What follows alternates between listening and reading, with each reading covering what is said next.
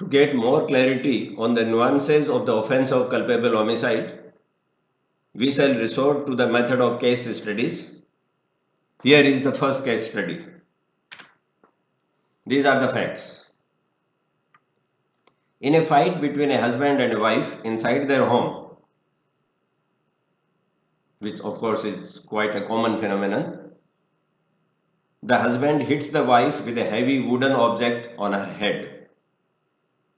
This is the act done by the husband. He hits the wife with a heavy wooden object and he hits her on the head. The wife gets injured. She falls down and becomes unconscious. The husband thinks she is dead. Now he does the second act.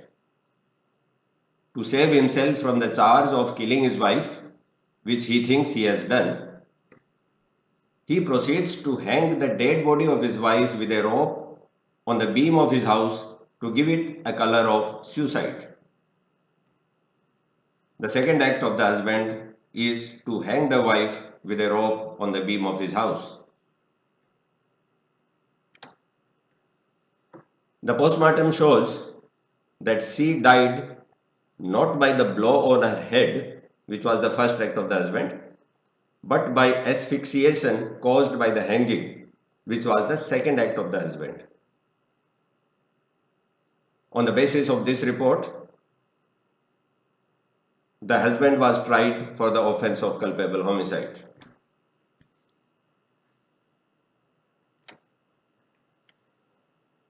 Let's analyze the facts of this case. In the incident under consideration, as we have seen, the accused did two acts. By the first act, he hit his wife with a heavy wooden object on her head and caused grievous hurt to her. For this act, the court found him guilty of voluntarily causing grievous hurt and he was punished under section 326 IPC. What about the second act? By the second act, he hanged his wife with a rope. This act caused her death. The postmortem report says that the death was caused because of the hanging.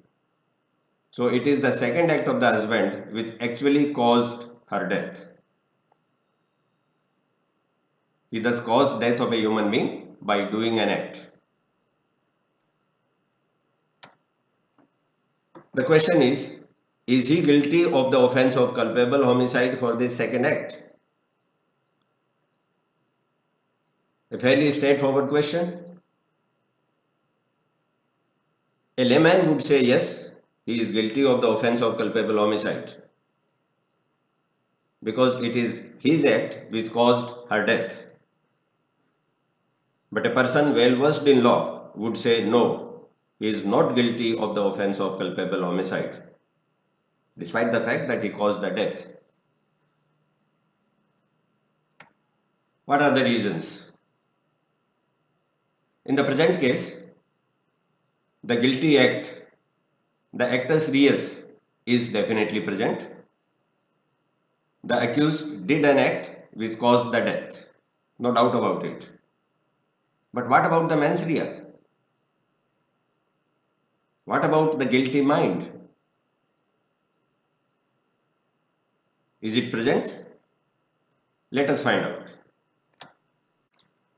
Mens rea in section 299 is in three components.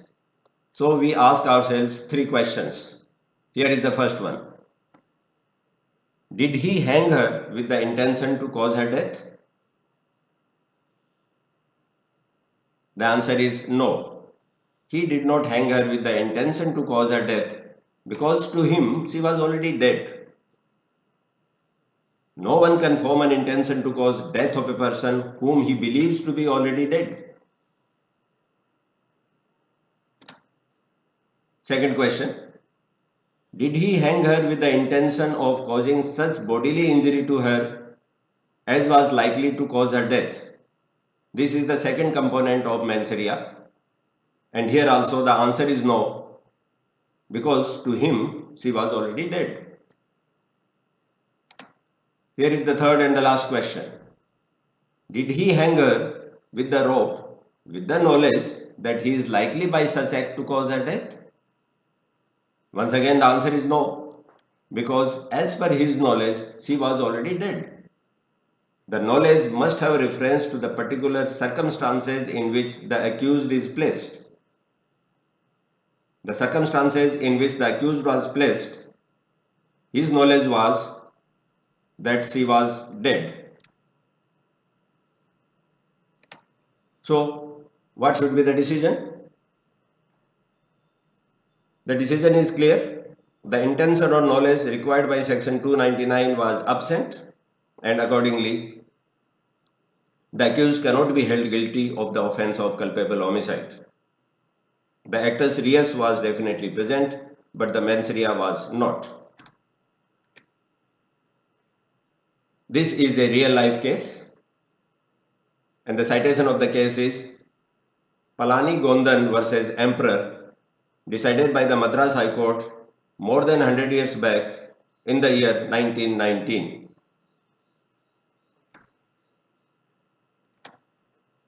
Case study 2. The facts of this case are as under.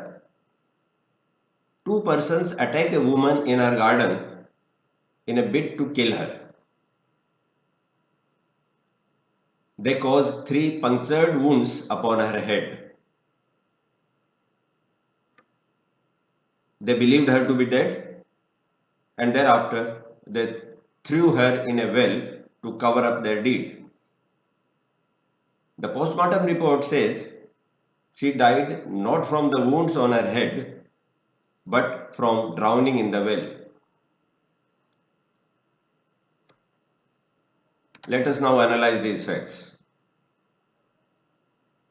In this case also, 2 acts were done by the accused. The first act was the act of beating. In this first act, the accused had the intention to kill the woman. The mens rea was very much there. But this act of beating actually did not result in her death, even though they believed her to be dead. But there was no death caused by this act. The second act consisted of throwing her into the well. It is this act which caused her death, but this time the accused did not have the required intention or knowledge. Let us see how. Once again, those 3 questions. First question, did they throw her into the well with the intention of causing her death? The answer is once again no. They did not throw her into the well with the intention to cause her death, because to them she was already dead.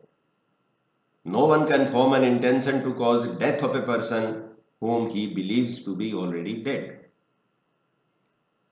So they did not have this intention.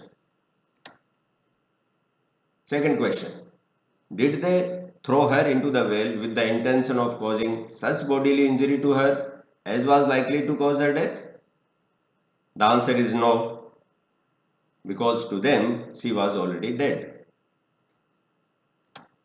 And here is the third question. Did they throw her into the well with the knowledge that they were likely by such act to cause her death? Once again the answer is no, because as per their knowledge she was already dead. The knowledge must have reference to the particular circumstances in which the accused is placed. This principle of law has to be kept in mind every time when we refer to knowledge. So the question, are the accused still guilty of the offence of culpable homicide? And this time, despite all the arguments we have given, the answer is yes. Let's see the reasons. In the present case, there was at the beginning an intention to cause death. This intention was apparently completely carried into effect, but in fact was not. Even if the intention at the second stage of the transaction had been merely to dispose of a dead body, the two phases of the same transaction were so closely connected in time and purpose that they must be considered as parts of the same transaction. In this case, there were two acts, but they were so closely connected in time and purpose that they must be considered as parts of the same transaction. The result of the actions of the accused, taken as a whole, clearly was to carry out the intention to kill which they began to act. Even if at the time when the woman was thrown into the well she was alive, and even if the accused then thought her dead, they would still be guilty of murder. They would still be guilty of culpable homicide and murder. This again is a real life case, and the citation of the case is In Re Thawamani, decided by the Madras High Court in 1943.